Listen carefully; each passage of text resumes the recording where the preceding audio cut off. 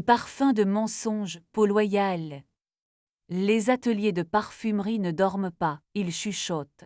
Quand les stagiaires referment les couvercles d'acier et que les tablettes de cire refroidissent, quand Paris devient une phrase plus courte dehors, l'air de l'atelier épaissit. L'alcool se fait discret, l'iris s'accroche aux vitres, la vanille tient le couloir comme une promesse qui n'ose plus. La verrière laisse une nuit bleue tomber en cubes sur les paillasses, et les bêchers alignés ressemblent à des verres d'eau pour Dieu fatigués. Je m'appelle Léa. On m'a engagée pour être un nez, mais la nuit je suis surtout de narines têtues et un carnet de notes. Je vis à hauteur de peau, sur mes doigts collent des traces d'absolu de jasmin, de la bergamote timide, du vétiver qui fume encore dans son souvenir de terre. Dans le tiroir du bas, il y a une petite boîte bleue où je garde les miettes de vie oubliées par les gens qui traversent.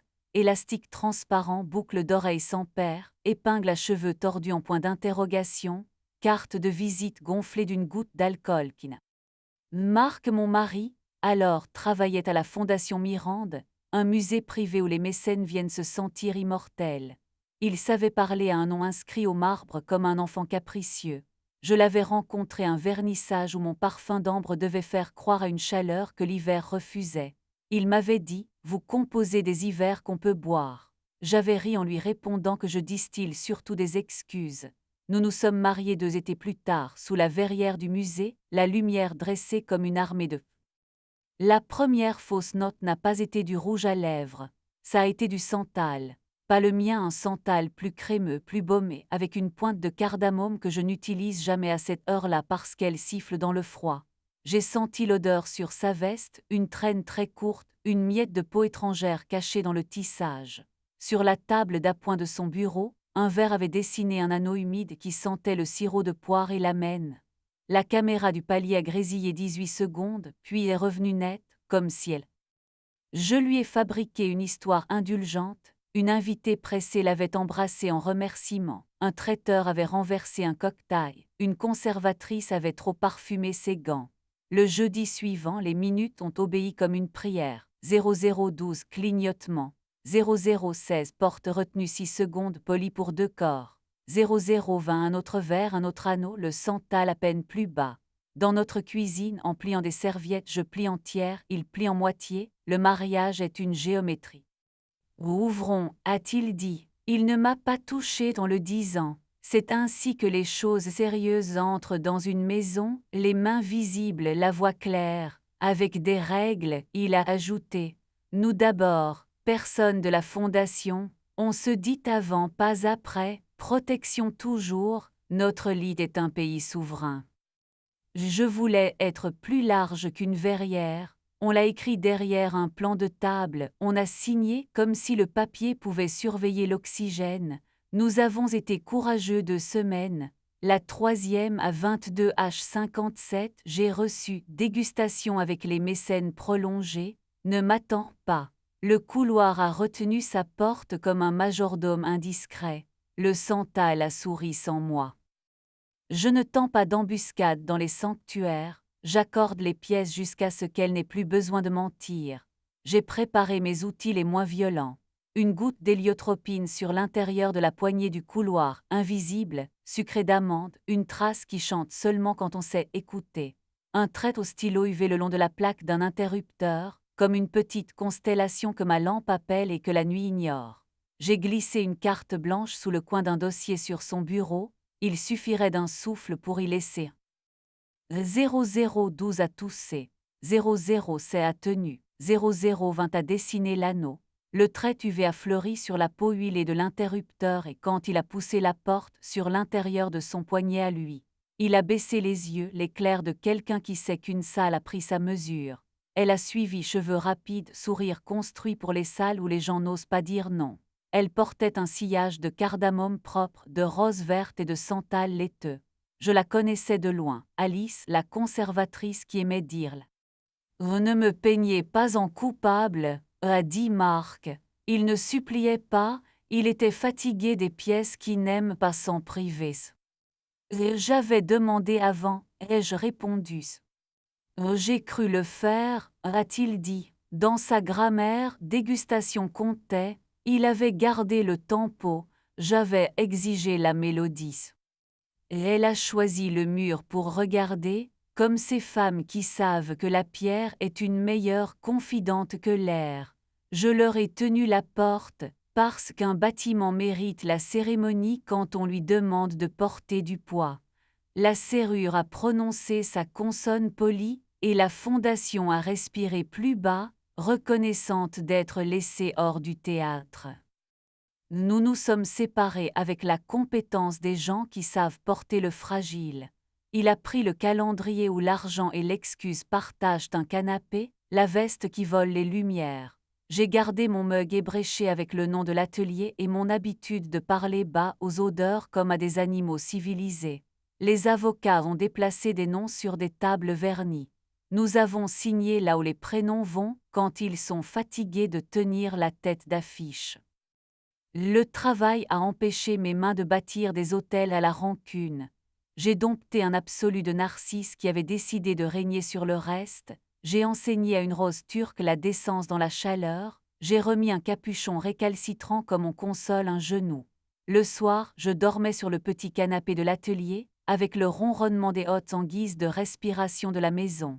Paris dehors se grattait contre les vitres, dedans, le bois des paillasses se souvenait des coudes de ceux qui ont aimé.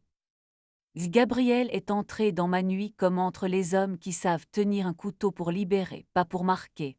Chef restaurateur de la fondation, il est venu parce qu'une toile ne supportait plus sa propre brillance. Un vernis marron avait jauni le ciel jusqu'à lui faire croire au tabac.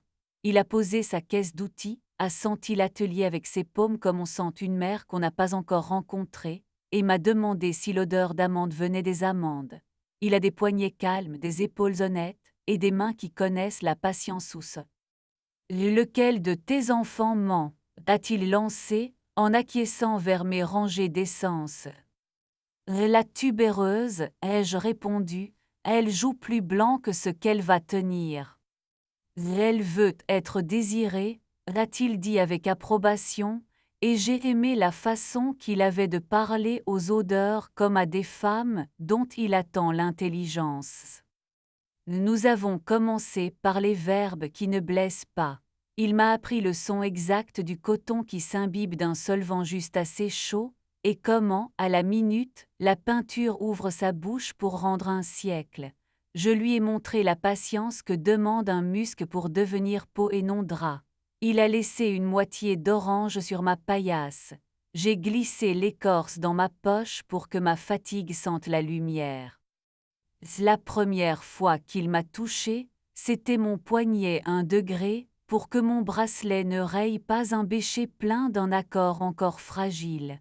Là, il a murmuré, et la chaleur s'est mise à faire l'inventaire de mes os, comme une bibliothécaire qui aime son alphabet. Nous ne sommes pas des enfants. La vitesse est une peur bien habillée. Le premier baiser est arrivé dans la réserve froide, là où les toiles attendent leur seconde chance, les cadres alignés comme des lits de camp pour souvenirs blessés. Sa bouche goûtait l'orange et le café, et ce lieu chaud devrait se ranger le courage et l'amour. Il a gardé les yeux ouverts 1 seconde, pas pour chercher les caméras. J'avais apprivoisé les angles, mais pour me choisir 2 fois. Ma paume a trouvé le creux de son dos, là où une journée garde son opinion. Il a aimé. Nous nous sommes donné des règles qui ressemblaient à du respect, pas à une clôture. Pas de main sur les cadres dorés, la feuille garde rancune, pas de bouche près des toiles rêches, les fibres ont leur dignité. Oui pour la réserve, quand la climatisation souffle comme un monastère. Oui pour l'atelier après l'extinction, la lampe de service off ma cuisse contre la sienne sous un carnet de notes qui apprenait des noms plus doux. Oui pour la cage d'escalier en pierre entre 2 étages, où la ville oublie de parler. Nous avons gardé nos doigts loin des clés. La fondation a fini par organiser son grand bal, parce que l'argent adore se voir dans les glaces. Nuit de la transparence, un titre choisi par quelqu'un qui avait de l'humour sans s'en rendre compte. Marc est venu dans une veste qui apprenait au velours comment se tenir. Alice suivait, les yeux brillants d'avoir prononcé des phrases sur l'éthique des restaurations. Nous nous sommes salués comme des adultes qui refusent de faire porter au bâtiment la conversation que nos bouches savent conduire. Gabriel, en noir la colle se cache mieux là, à roux. Sur l'estrade, on a maltraité le mot héritage jusqu'à l'effilocher. On a dit alchimie comme si la patience n'était pas la seule magie, on a promis des transmissions en oubliant que la peau transmet plus vite que les idées. J'ai fait mon tour de salle parce que l'habitude est ma religion. La porte du couloir n'a pas été retenue par des mains coupables. Les caméras ont regardé sans produire de neige. La boîte bleue dans mon tiroir a cliqué sous mon pouce, l'élastique, l'épingle, la carte de visite pailletée, une pastille de rouge séchée sur un coin. Après le démontage, quand le dernier traiteur a compris que la mène n'est pas une personnalité, Gabriel m'a trouvé dans l'atelier, la paume posée sur le bois de la paillasse comme si le chêne pouvait enseigner la gratitude.